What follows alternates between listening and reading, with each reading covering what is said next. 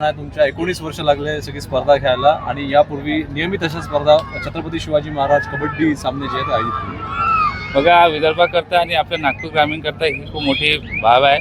कारण 19 वर्षानंतर आणि आपल्या विदर्भाला कुठेतरी चांगलं खेळ इथे मिळत आहे. मला खूप आनंद होत आहे आणि असेच आम्ही आमचं असोसिएशन प्रयत्न करेल की असेच बरेचसे मॅचेस आम्ही करू. तर आत्ताच या ठिकाणी भाषणामध्ये उपमुख्यमंत्री सुनेत्रा पवार यांनी सांगितलं की मार्क्स वाढवून जे योजना आहे मार्क्स वाढवले 5 मार्क्स जे आहे ते वाढवले जातात आणि यासोबतच नोकरीमध्ये आरक्षण जे आहे ते सुद्धा खेळाडूंना मिळतं. दोन्हीकडून फायदा आहे. खेळामध्ये कधीतरी यश येतो नाही तर कधीतरी पराजय होतो. पण जे पराजय मुलं असेल किंवा यशस्वी मुलं असेल त्यांना कुठेतरी गव्हर्नमेंटनी सवलत द्यायला पाहिजे. म्हणून आपल्या महाराष्ट्र गव्हर्नमेंटनी हे आपल्याला सवलत दिलेली आहे. एक शेवटचा प्रश्न असा आहे ज्या पद्धतीनं हे बघा, इथे जे पण प्लेयर खेळलेले आहे यातले काही प्लेयर जे आमच्यासोबत येते 4 दिवसात खेळणार ते प्रो कबड्डीमध्ये खेळलेले आहे आणि आता समोरच्या याच्यात खेळत पण आहे.